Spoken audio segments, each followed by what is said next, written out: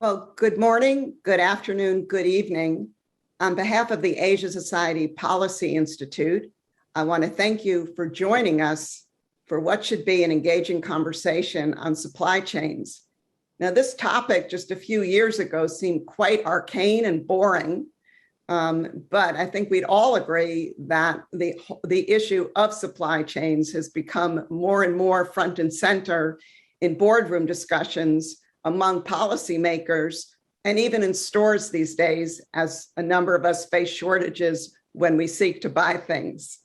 Today, we're pleased to have a great panel to help us sort through the issues that surround the topic of supply chains, including terms like diversification, regionalization, reshoring, resilience. There are a lot of terms that are used with respect to supply chains, and I'm not sure everyone really understands what this all means.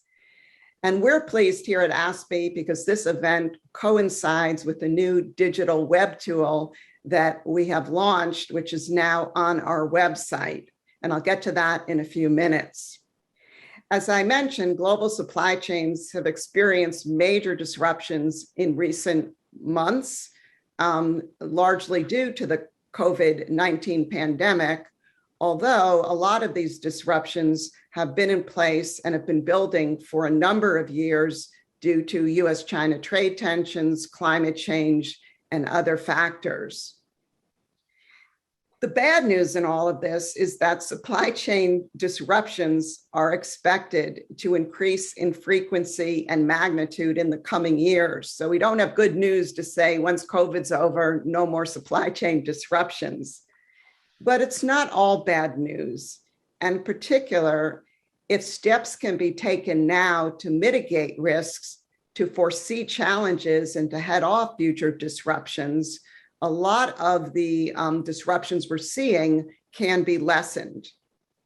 And in this respect, companies are adapting to this uncertain world by employing strategies to mitigate risks.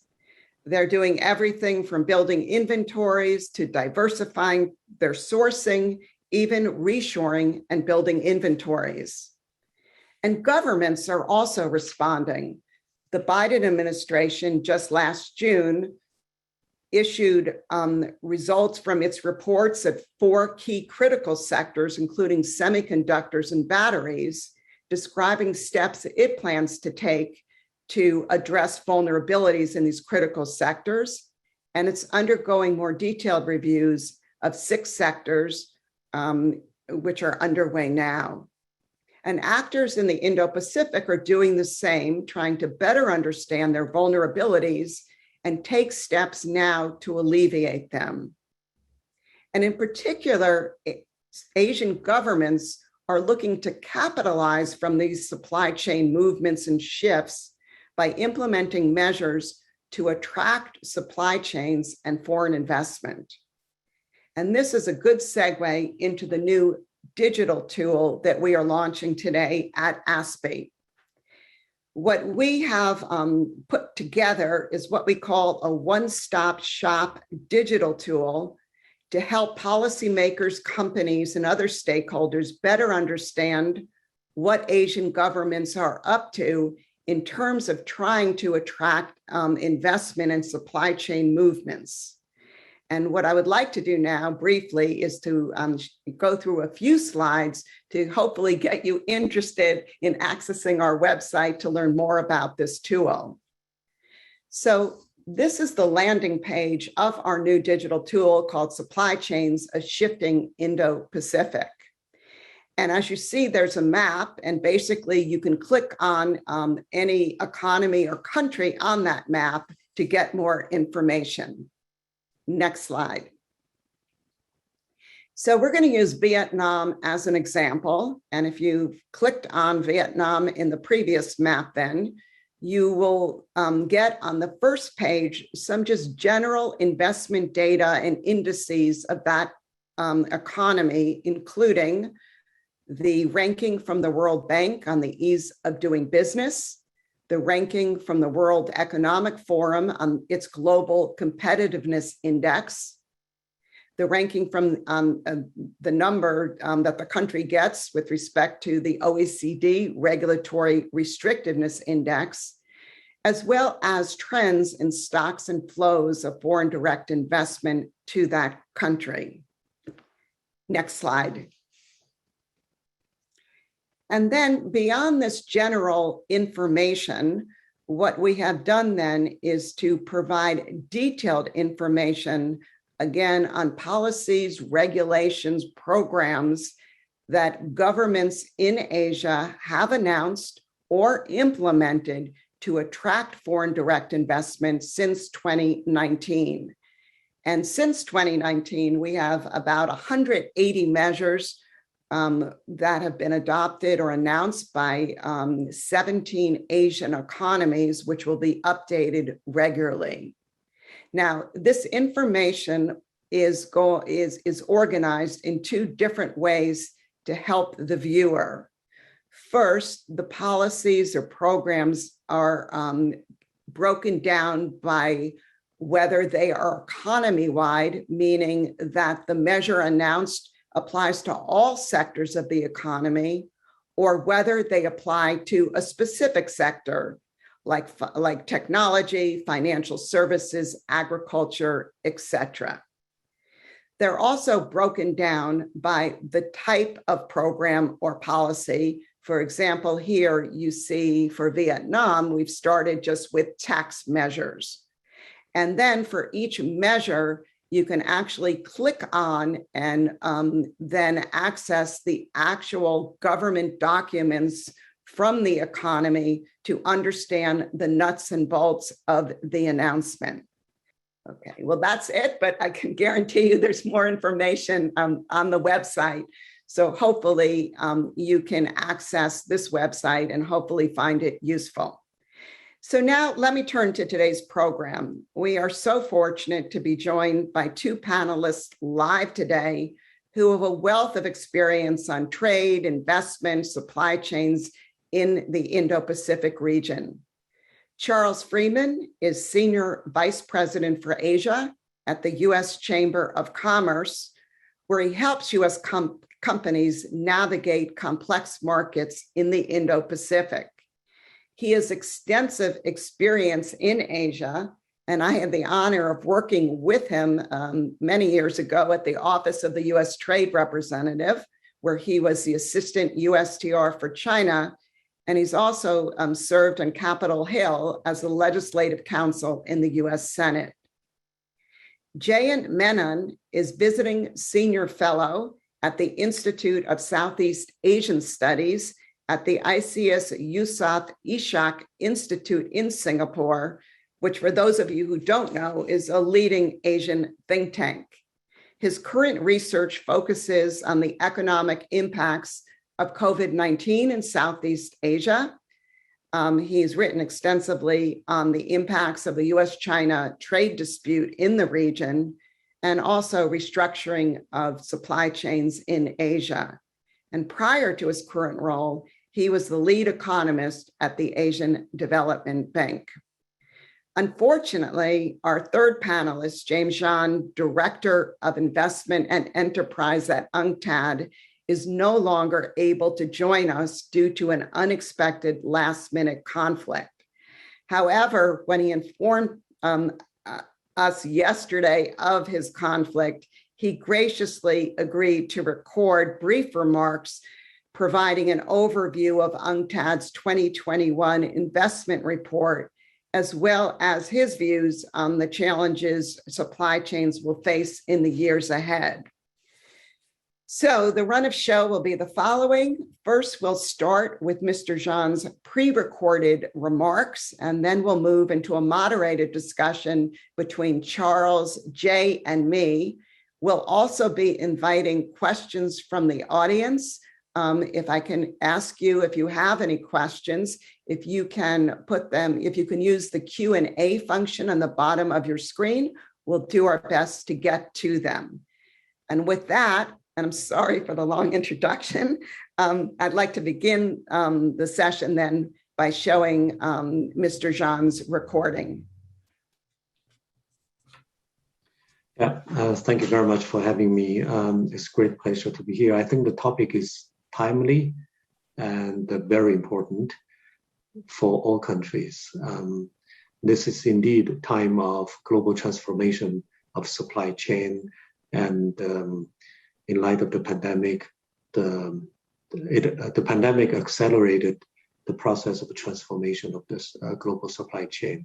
Now, first, you asked a question that relate to the trends of FDI flows into Asia and into Indo-Asia, that's what you called. In that, we have seen a kind of resilience of global FDI during the pandemic, despite of the triple shocks, supply, demand, and policies. And global FDI declined by 35%, but FDI increased by 5% to developing Asia. So Asia has showed resilience, and that's mainly because, of course, China and India in 2020, that investment remained at a very high level and reached the record level in India. For ASEAN 10 countries, investment flows declined by 25%. It was quite drastic, but this is, if we put in the context, in fact, ASEAN enjoyed very high level of investment flows up to 2019. And to 2019, the investment flows reached $182 billion US. So it makes ASEAN the largest recipient region in the developing world. So this decline of 25% of FDI in 2020 was caused by pandemic.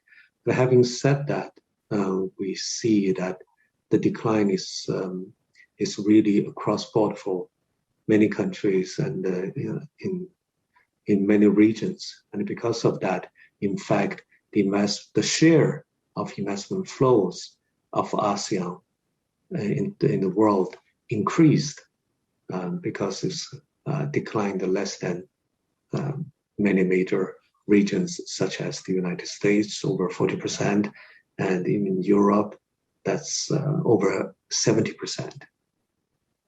So that's the trend. Having said that, despite the decline, ASEAN remains an attractive investment destination, and so that's what we see. Regarding the prospects for investment flows to Indo-Asia in 2021, our prospects assessment is that the trends for ASEAN 10 countries will be positive. Investment flows will be expected to recover fairly soon and significantly. It may go back to the pre-crisis level. But for India, FDI reached the historical level in 2020, but in 2021, we expect a kind of slowdown or a decline of FDI. So on balance, we see that FDI into Asia, developing Asia, will have a kind of increase by 5 to 10%. It is not much, but it's at high level, considering that in 2020, it remained at high level and with 5% of increase.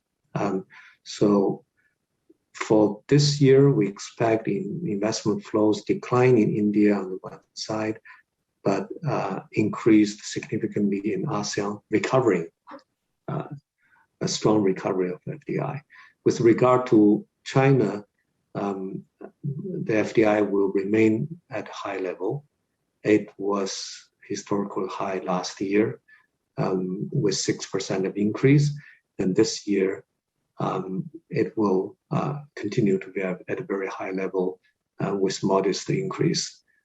In fact, the first quarter of the data published has shown that there's a significant increase of FDI flows to ASEAN 10 countries, and increase in China, and some decline in India. But having said that, we see it's a different type of recovery. The recovery is more driven by cross-border merger acquisitions. With regard to greenfield investment, it remains at a lower level, and we see it may take longer time to recover. And this M&A is more driven for multinationals restructuring. Now, you asked the question about the global supply chain transformation. I would say if we look at global trade and investment in the longer term horizon, and to see the future of global supply chain transformation leading up to 2030s, I would say there are a number of driving forces that will push global value chain towards a kind of different directions. The five driving forces are economic and governance realignment, as you have seen that this kind of process of deglobalization and competition for trade, investment, technology, geopolitical tensions. And the second driving force is new industrial revolution. It's so obvious. The third one is sustainability imperative. We have witnessed particularly the global efforts for achieving SDGs, Sustainable Development Goals. The fourth is the kind of pressure for corporate accountability is going on a big movement. And the fifth driving force is resilience-oriented restructuring, particularly in light of the pandemic. All these will change shift the direction of the value chain development or supply chain development. So there can be a shift of value chain from global to regional and sub-regional levels. In the manufacturing, we may see kind of a shorter and less fragmented value chains and more concentrated value added. This is driven by technology and also driven by sustainability imperative.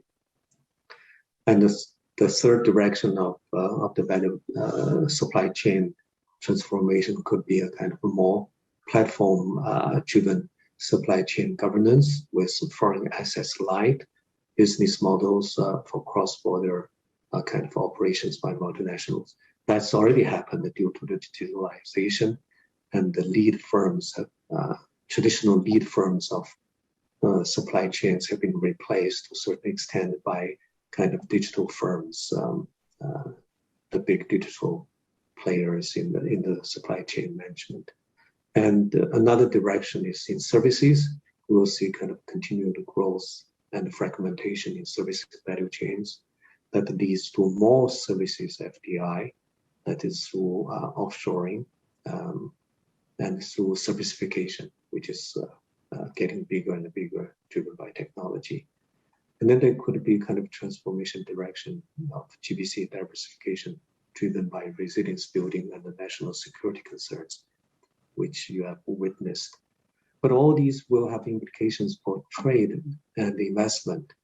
I can envisage kind of a downward pressure on global efficiency-seeking FDI in favor of regional market-seeking FDI. We could see a kind of downward pressure on global trade in intermediate goods of GBCs, but less on trade in final products.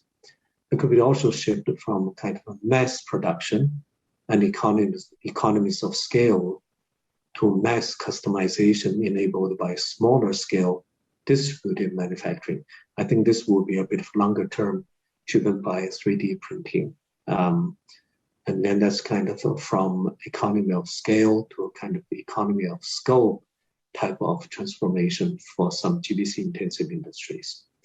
Another shift could be from GBC driven FDI to more infrastructure driven and the domestic services oriented FDI, as we see is now gradually happening, particularly due to the digitalization of the economy. And then there could be kind of boost of FDI in green and blue economies by the sustainability imperatives and the global drive for achieving sustainable development goals. So these are the mega trends, I put that quote. 10 megatrends in my article recently. And this is a longer term. The transformation will lead to 2030, even beyond. The last word I have to say that developing Asia will remain very attractive to international investment, and it will be there will be continued kind of integration in the region, despite a kind of trade and economic tensions or geopolitical tensions across the continent, because that interdependence is growing, it's continuing, and even getting stronger because of the mega regional initiatives, RCEP and the ACTPP, and built around that of sub-regional bilateral kind of relationship. So we'll see kind of intra-regional FDI will continue to grow and grow bigger, and the region will continue to provide goods and services to the rest of the world.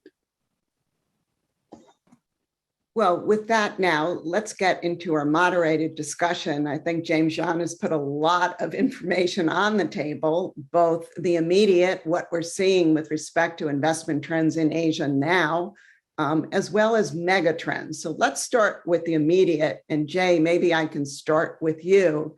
I was struck by the optimistic forecast of FDI in Asia, particularly with respect to Southeast Asia for 2021. Now, part of this may be due to a 35% drop in 2020, so there's nowhere to go except up. But we are seeing kind of a resurgence of COVID in many Southeast Asian countries and other supply chain disruptions at ports in China and elsewhere in the region. So I would be interested in getting your views on how Asia's kind of viewing supply chain disruptions now, and how you see this year kind of panning out with respect to growth in investment and trade in the region. Right. Thank you. Thank you very much, Wendy. And first, let me start by thanking the Asia Society for having me here today. I'm very pleased to join you all to speak about these trends.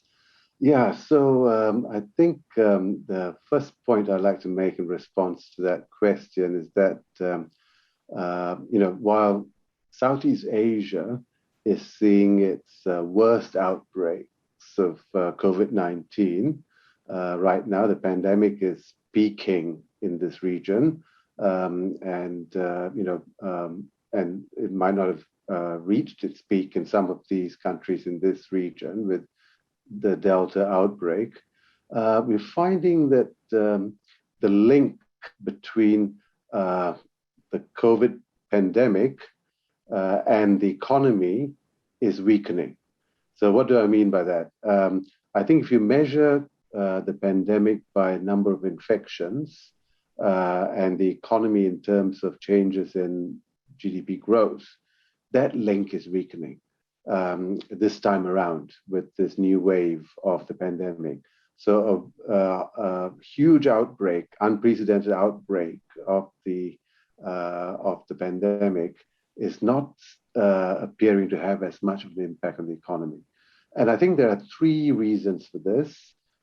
Firstly, for the economy, what matters really is how governments respond with policy. Now, when the pandemic first broke out around, early last year, the response around May last year was quite draconian. We had general lockdowns that lasted up to 2 months. This time around, the measures have been much more targeted and much more specific. And so the economic impacts haven't been as great.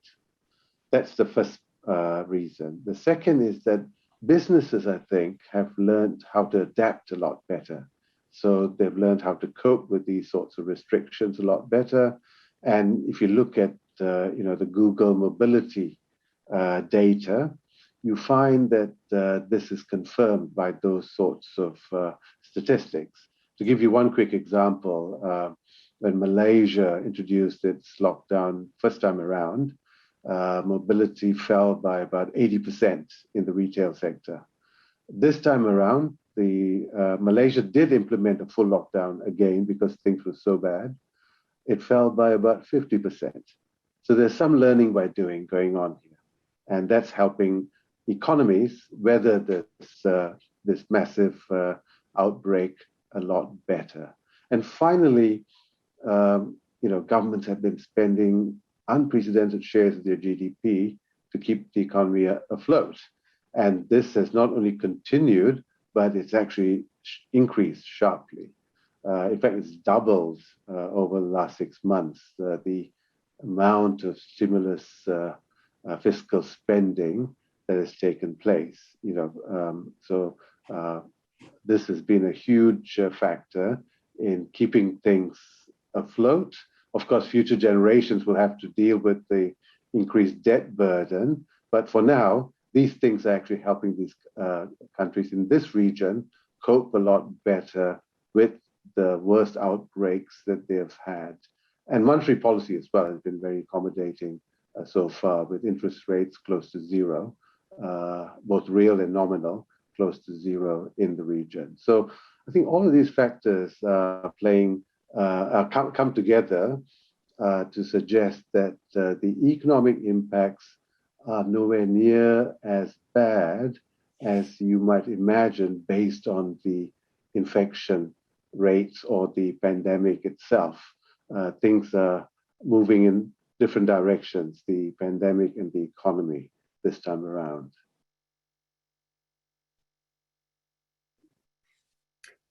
It's interesting, and I think it offers an important perspective for many American viewers who are watching what's going on and I think are coming to maybe different conclusions. So thank you for that. Charles, if I can turn to you and just ask you, what are you hearing from your member companies in Asia with respect to supply chains? Are they, what type of strategies are they adopting to kind of deal with disruptions and vulnerabilities and challenges? And particularly, for companies in China, are they really leaving China, or is it more of a does it depend on the sector? Is it more of a China plus one strategy? What are you hearing? What can you share with us? Well, for our members that have operations in China and significant investments in China, much of that is for the China market.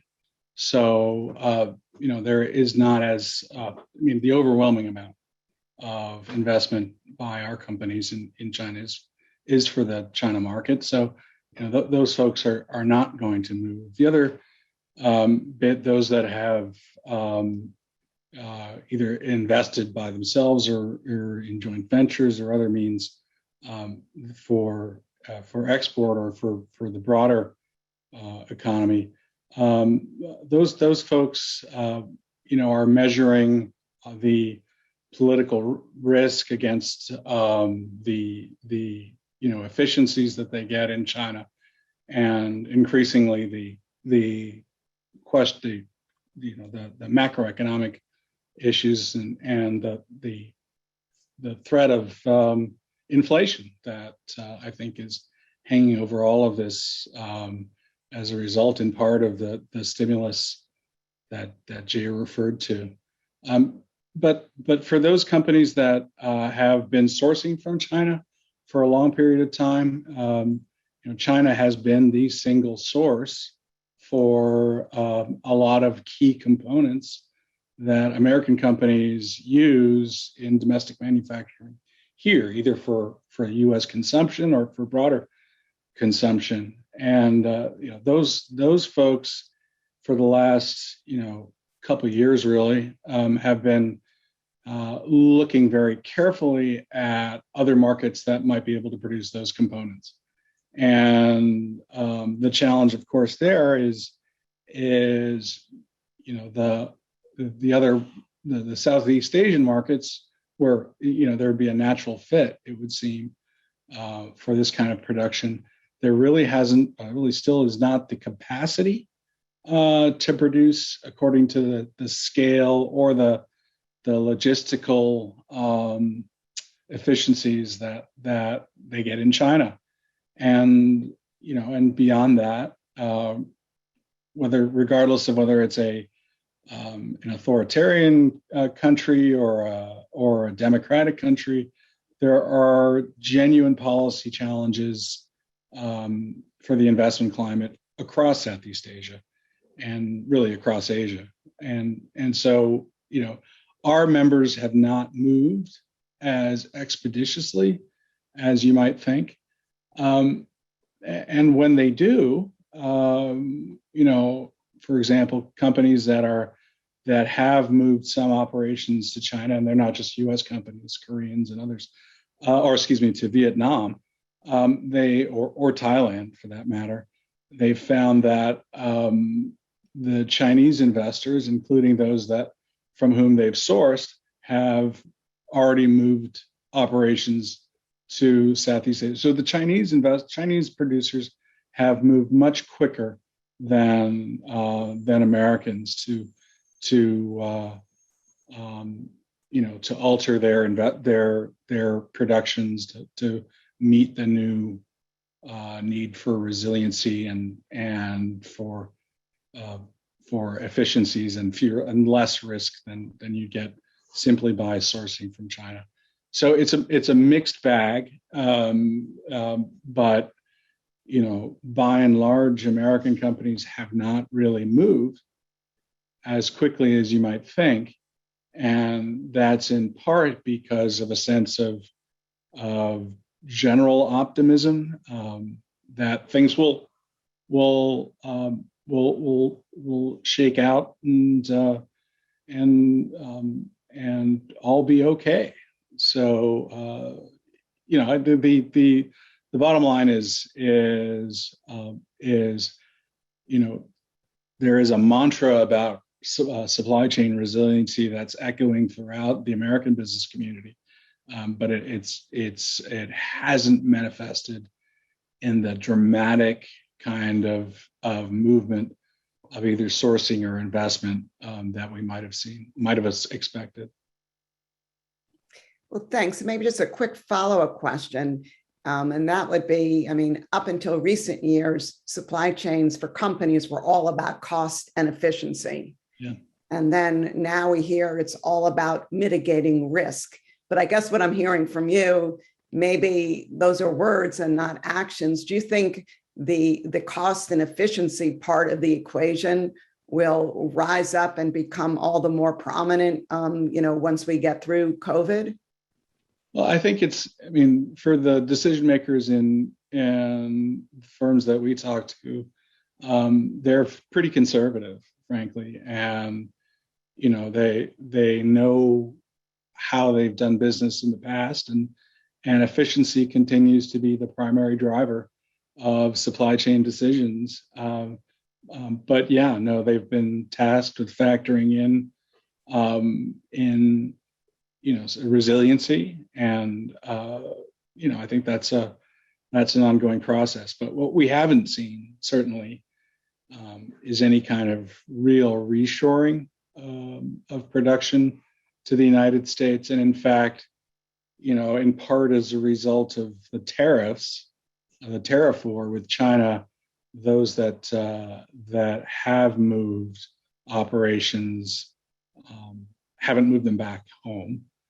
They've moved production to other facilities within their supply chain network. Jay, maybe I can turn to you, because I thought Charles made an interesting point that at least American companies are not, moving expeditiously. And I'd be interested in your views and kind of, what's going on in Asia. But let me also just ask, how a supply chain movement? Let me just say, my understanding is for different sectors, there are different strategies, and for certain sectors, it's easier to move supply chains than in other sectors. In automotive, you're not going to just move your supply chain because you're concerned about risks and disruption. It's multi-year investment. but maybe in the textiles area, it's a little, it's easier. Or that different sectors are experiencing different types of supply chain disruptions. So could you shed any light on, this whole issue of how different sectors are coping? Sure. So let me start by maybe making the point that, supply chains were born out of disruption, right? They thrive on disruption. That's their lifeblood. They respond to disruptions, changes in, factor prices, changes in technology. They're forever in a world that's filled with disruption. So this is not a completely unexpected kind of environment for them. This is what they were born in, and this is what they thrive on. So that's something I think we should bear in mind. And the second point, general point, before I come to the sectors, I think is that COVID is often described as it's a low probability, high risk event.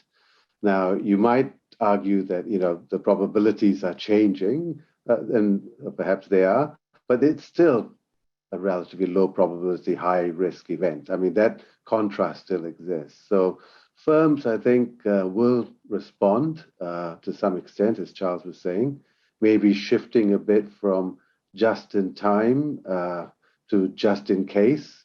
Those are the terms people often use to describe that trade-off. And I think that makes sense. But let's not overplay the lessons from COVID. COVID, when it first hit, took us all by surprise. I think all governments, certainly in Asia, responded more out of fear than anything else and locked down their economies, basically turned off the engine for 2 months, right? For up to 2 months. Now, whether you're in a supply chain or not, you can't expect that things would not be basically coming to a halt when that happens. So I don't think the fact that supply chains were prevalent increased the costs. Turning off the engine would have affected you even if you weren't in a supply chain. So I think that's something to bear in mind. On the sectors, I think what you just described is exactly how we should be thinking about it. You've got some sectors where the share of fixed and variable costs are very different. So, in the textiles, clothing, footwear industries, often rightly described as footloose industries, the variable costs are the dominant share, and the fixed or sunk costs, the costs which you cannot recoup, is usually small. So, small changes in competitiveness can lead to quick and rapid shifts in capital and labor crossing borders because of the nature of the industry. But in the more complex manufacturing industries, transport equipment, electronics, medical equipment, and so on, there are large fixed costs, a lot of them sunk, and the technology is not so divisible. So you can't slice up bits and move them about so easily. This is what I think they call setting up an ecosystem, right? You have to create a whole ecosystem within which these firms operate, and that takes years of investment, getting the right people with the right skills locally or bringing them in, and then setting up relationships with suppliers. All of these things can't be easily replicated somewhere else just because, costs suddenly change in a particular direction. So, so I think the sectoral nature of production, the more complex manufacturing activities will require a lot more change in cost before shifts will take place. And I think Charles said that this is what he's observed with the companies in the US companies as well that are operating in China or selling to China. I think that basically vindicates that kind of view about the ecosystem costs versus the sort of footloose industries where they move around much more easily and with less sort of costs involved. Yeah.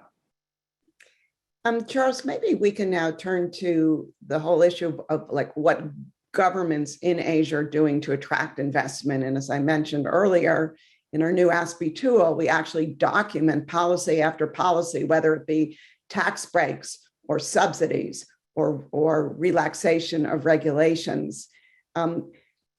When your companies look at what countries are announcing, what governments are announcing, a lot of this sounds great, but how important are these measures to them when they're looking to invest? And what are they looking for? And here I'm kind of setting you up for the answer of kind of follow through. It's one thing to announce all this stuff. It's another thing to put it in place with the certainty that these policies are going to stay in place and the benefits and incentives will remain. That's absolutely right. I mean, the desire for FDI or for a shift as a result of China's increasing cost inefficiencies and the interest in resiliency or reducing reliance on China as a single source. The big question that they ask when they go into the Philippines or Indonesia or elsewhere is, can you make this product at this price and get it to market at this time? And the answer, from a lot of these countries still is, we can't, not yet. We need help. We need to move up we need to understand very specifically what the parameters are. I had somebody describe to me who's been in the supply chain business for years and years, described going to China early on and saying, we need this particular valve produced to these specs. Can you do it? And the answer was immediately, yes, of course. And, maybe not. Maybe it took a few times, but, there is that can-do attitude. And that there has been less of that in other markets, just for one reason or another. But I think, after that first process of seeing, can you do this in this country or in this market? There really is. There's an analysis of what the particular benefits are, but that the challenge for as Wendy and Jay, I'm sure as well, consistency and certainty in these markets just is not part of the fabric of policy making. So unless and until you actually see these announcements implemented into laws that are enforced consistently and that don't rely on any particular political patron, it's going to be harder for these countries to make the case that they're genuinely an alternative to other markets. Well, thanks for that, Jay. You may want to comment on that, but I also just want to relay a question that one of our viewers asked, and that is, how will RCEP, once it comes into force, how will that impact supply chains? I mean, I have said publicly, and I'm curious if you think this is correct, that RCEP as a trade agreement among 16 Asian countries is going to lead to more intra-Asian trade and will probably strengthen supply chains between those members, given that there'll be a common rule of origin, there'll be common customs documentation and relaxation of barriers. And if you can give us any insight on when you think RCEP will come into effect, I think that was also a question that was put forward. Sure. Thanks, Wendy. Yes, so I think I agree with everything you just said about RCEP and how it's actually put supply chains at its center in right from the negotiation stage up to the announcement of the signing of the agreement. But unfortunately, it's not 16 countries, it's 15, with India, of course, pulling out almost at the 11th hour, which is a great... That's my bad. I was hoping. Yes, we all want to still hope that it will be 16, I think. But, honestly, I can't see India coming back in as long as the current administration in India is in place. I think, that's probably a whole different discussion. But so with these current countries, I think the supply chain issue has been front and center right from the start. And as you correctly mentioned, they've highlighted the rules of origin aspect because all members of the regional supply chain are involved in RCEP. And actually, this is where India being out doesn't make too much of a difference. India had the potential to try and get into the supply chain through RCEP, but they chose not to take advantage of that opportunity. But the 15 countries are involved in the supply chain. Australia and New Zealand, not so much, but all the ones that are in RCEP. The rule of origin, the one rule of origin per product is going to be useful. I think will reduce costs. But again, I think that's not where the real benefits lie. In these countries, the tariffs are already quite low. MFN rates are already quite low. So the margins of preference are also low.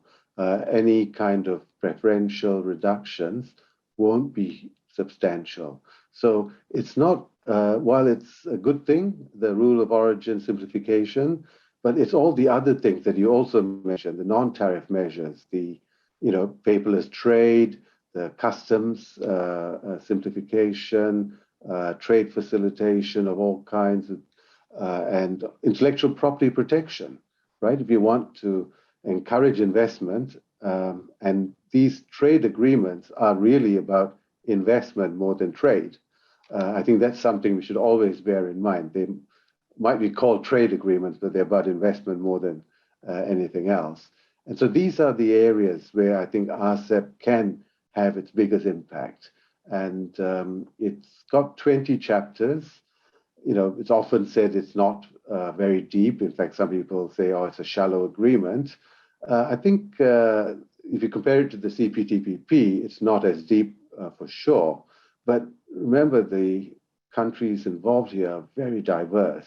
You've got Laos and Cambodia on one end, and you've got Japan and Korea on the other, and China, right?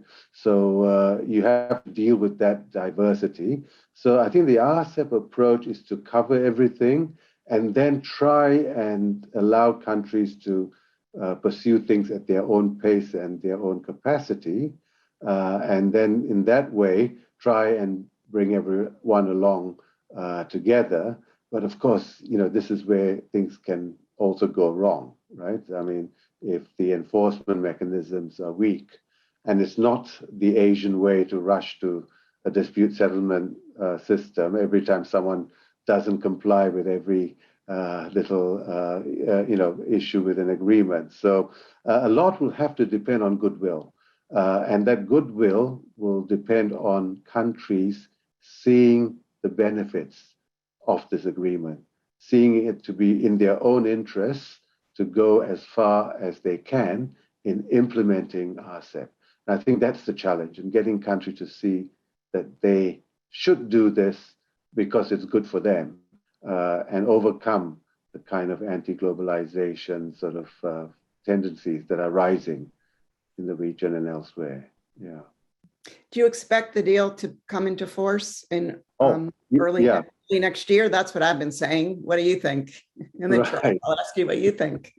Okay. Well, I think I hope it will, but I think more realistically, well, we need 6 out of the 10 ASEAN countries and 3 out of the 5 non-ASEAN countries. So far, I think we've got from ASEAN, we have Thailand, which was the first, Singapore, and Cambodia, I'm told, is just about to ratify it. So I think ASEAN might get to 6 by November. They have to get there by November for it to start by 60 days ahead to come into force by To notify, yeah. That's right. Notify by then. I think, Australia might do it. Who else Japan has done it? has. Japan has ratified it. Yes, that's right. Don't know about Korea. China has ratified it. So so maybe it's all up to ASEAN. So we could have it. If you don't have it at the start of the year, I think by the middle of the year, allowing for COVID. Malaysia didn't have parliament sitting for a long time now. They do. So and Thailand has had its political difficulties, but they already passed it. Myanmar, well, that's a different story altogether. I think we can count that one probably out. So it's touch and go, but I think we might get there. Certainly, I think by the middle of next year. So it's happening. Yeah. Charles, is the U.S. business community paying attention to RCEP and the fact it might go into effect, in the coming months? Certainly, the business community that's that has extensive operations in Asia is paying attention. But as Jay suggested, it is, while not a completely thin agreement, it doesn't have a lot of the protections that our members would like to see in your typical trade agreement, which, as Jay rightly says, is really about investment. So it's a factor, but it's not a prevailing factor. Okay, we have time for one more question. I'm going to take this from one of the viewers. We get past COVID. What are the next major supply chain challenges that companies and governments need to be prepared for? Just kind of quick answers there. I don't know who wants to go first, but be interested in your thoughts there. I mean, we are seeing increasing border measures being taken just to make life a little difficult for security or other reasons. And I think that the challenge, the U.S. Chamber of Commerce has been working really hard over the past few years to try to harmonize customs procedures and have kind of a uniform and try to have as few of those border hiccups as possible. But they are beginning to proliferate. And the other issue, you mean like trade facilitation measures, or more like policy restrictive measures, or both? Policy restrictive measures, or just actions taken at the border to that have the impact of slowing down commerce. And then the other piece really is the security and other questions, policy issues which are arising, which are going to make life a little difficult as well.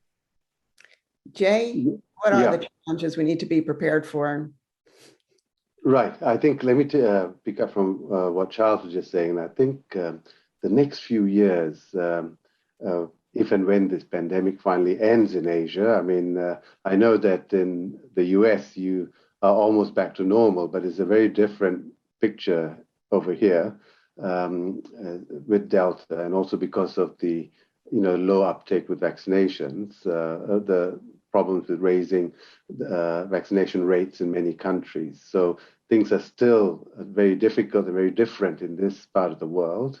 But the next, in the post-pandemic period, I think is going to be a very challenging one and difficult one in Asia, despite all the optimism we've already expressed with regard to supply chains and everything else. But there's going to be a lot of disruption in labor markets, which I think will require border barriers to come back down again. The borders are still closed pretty much to people movement in Asia, unlike in Europe or North America. And I hope that they don't stay up longer than they need to be, in the post-pandemic new normal. That's a worry, I think, especially with the shifting demographic trends, aging, and young populations. We need labor mobility. We need capital mobility. All this talk about reshoring is not good for Asia. In fact, I would argue it's not good for anyone, really. This is not, slowing FDI, it's reversing FDI. So that's what reshoring is. I mean, all those terms you mentioned, Wendy, at the start that we have to get used to, these are the new names for protectionism, right? Reshoring, even resilience is a new way of creating protection if it's abused. And often these things are abused in the way in which they're meant rather than truly intended. So I think Asia needs to, and Southeast Asia needs to not look inward, avoid the anti-globalization trends that have found new life with the pandemic, and try and keep outward looking and open. And that's going to be a challenge when the dust settles. I mean, there's going to be a lot of unemployment, a lot of more poverty that we have to deal with for many years. And the temptation to, close borders and look inward will be there, but we have to resist it and overcome that. Just if I can pick up, that's absolutely correct. I think the other piece is the cross-border data challenge, and as countries do look inward more, the temptation to restrict data flows will increase, and that isn't good for supply chain mobility or efficiency at all. So I think the work ahead of us, and Wendy, you know this better than anybody, is to really make sure that we make an effort to harmonize data rules and digital rules in the region as much as possible, so that we can preserve really the incredible achievement of the Asian supply chain dynamism. It truly is one of the miracles of the last 20 years, the rise of this supply chain in Asia, and having it regress would be an enormous failure. Well, and I would add to that list, and we haven't discussed this at all, is the impact of climate change and weather instances going forward. It's going to be something that companies and governments are going to have to cope with, and it is going to affect supply chains. Now, we were so optimistic for most of this webinar, and I think we're ending on kind of a downer, but there are challenges out there. But let me just remind folks before we close that based on the conversation today, it does seem that there is good news here. The governments and businesses are taking steps to mitigate risks and to continue being able to get their products to consumers. So with that, Jay, Charles, and James, thank you so much for joining us. And if I can just conclude and urge our viewers, check out our website, our new digital tool. And I think that will give you just a lot more insight into steps that Asian governments are taking to attract foreign direct investments and production and sourcing shifts that are happening because of the desire to minimize disruptions in their global supply chains. Thank you very much. See you soon. Thank you. Bye. Thank you all.